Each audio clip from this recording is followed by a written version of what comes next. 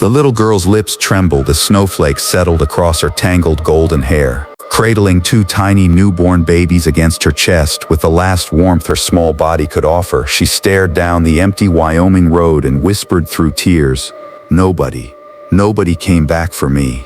The babies cried weakly beneath worn blankets already soaked with melting snow. Wagons rolled past without stopping. Riders lowered their eyes and continued into the storm. Then, through the white curtain of snow, one lonely cowboy pulled hard on his reins. That single moment would save 3 innocent lives and heal a heart that had been broken for years. The winter of 1884 had arrived earlier than anyone expected. Heavy snow buried the roads leading into the small frontier town of Dry Creek, leaving travelers stranded and supplies running dangerously low. Near the abandoned stagecoach station sat 8-year-old Lily, wrapped in a torn burlap shawl that offered almost no protection from the freezing wind. Her tiny arms held 2 sleeping newborn twins she called Noah and Hope. Their faces were pale and every breath they took seemed weaker than the last. Lily gently rocked them despite her own body shaking from hunger and exhaustion. She had not eaten a proper meal in nearly 3 days, yet she refused to let go of the babies even for a moment. Every few minutes she looked down the snow-covered road with desperate hope. Her mother had kissed her forehead 4 days earlier and whispered, "Stay here with your brother and sister. I'll find work in town and come back before sunset." Lily had believed every word because mothers always kept their promises. She waited until sunset, then until sunrise, then another day, then another. Now the only thing left was silence and snow. Deep inside, she still wanted to believe her mother would appear around the next bend, smiling and calling her name. But with every passing hour, that hope became harder to hold. Most people who passed assumed someone else would help. A wealthy merchant tossed a piece of stale bread onto the ground without stopping his wagon. 2 ranch hands shook their heads, saying they already had mouths to feed.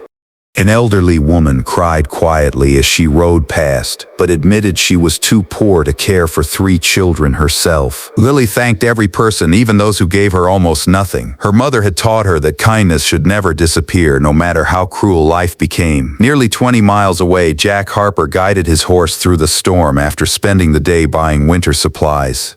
At 42, Jack had become one of the most respected ranchers in the territory, yet everyone knew he lived alone. 5 years earlier, sickness had stolen both his wife and infant daughter within the same terrible week. Since then, the once cheerful ranch house had become painfully silent. Jack buried himself in work because work never reminded him of what he had lost. But every evening, one small empty rocking chair beside the fireplace quietly broke his heart all over again. As Ranger, his faithful horse, approached the deserted station, he noticed what looked like a bundle of old blankets buried beneath fresh snow.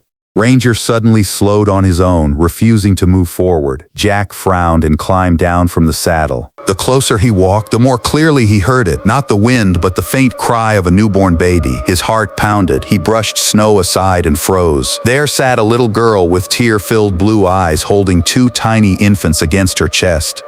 Her lips had turned blue from the cold, yet she kept wrapping the blankets tighter around the babies instead of herself. Jack knelt immediately. "My goodness," he whispered, "how long have you been out here?" Lily looked up slowly, fear filling her exhausted face. "My mama said she'd come back." Jack swallowed hard. "When?" 4 days ago. The words struck him like a bullet. He quickly removed his thick wool coat and carefully wrapped it around all 3 children before lighting a small fire beside the station. He poured warm coffee into a tin cup, cooled it, and handed Lily a few careful sips. Then he gently checked the babies.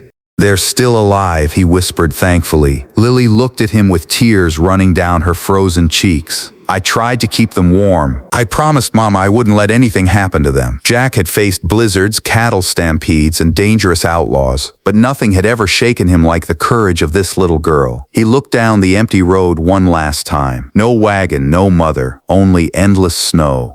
Without another word, he reached out his hand. "Lily, come home with me." For the first time in days, hope flickered inside the little girl's eyes. She slowly reached for his hand. Just then, the thunder of galloping hooves echoed through the storm. A rider burst from the swirling snow, shouting at the top of his lungs, "Wait! Don't leave! I know what happened to their mother." The rider burst through the blizzard, his exhausted horse nearly collapsing beneath him. Snow covered every inch of his coat as he waved desperately at Jack Harper.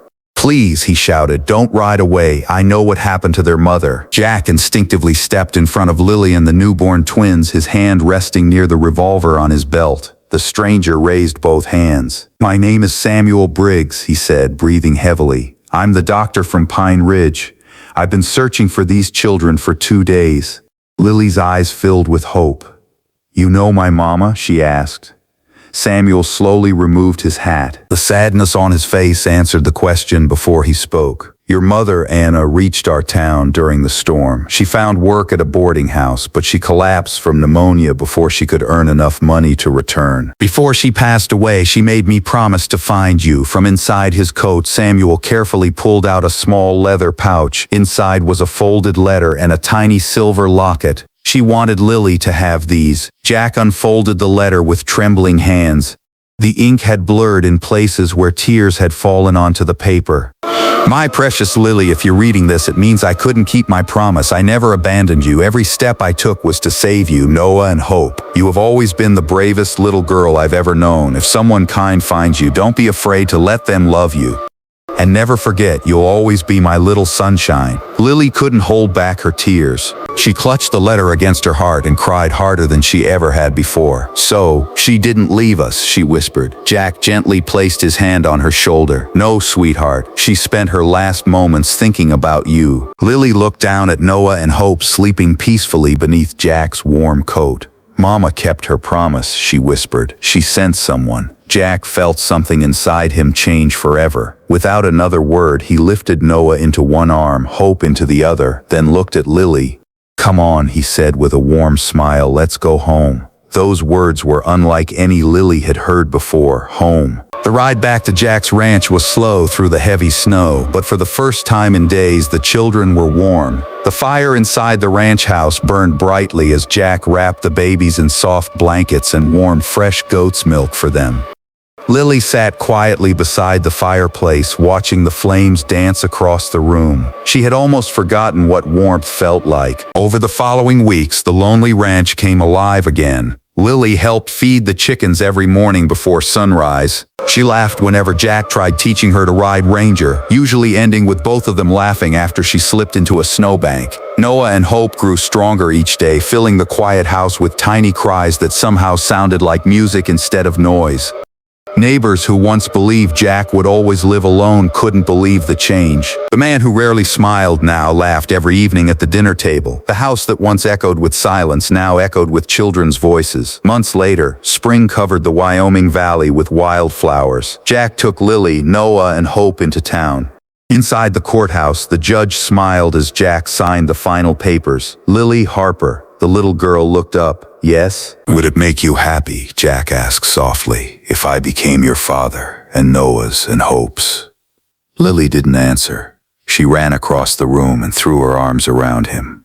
"I've wanted that since the day you stopped your horse." Even the judge quietly wiped away a tear. Years passed. Lily grew into a strong young woman who helped run the ranch. Noah and Hope never remembered the terrible winter that nearly took their lives. Yet they never forgot the story. Near the old abandoned stagecoach station, Jack built a small wooden shelter for lost travelers. Above the door hung a simple sign carved by his own hands.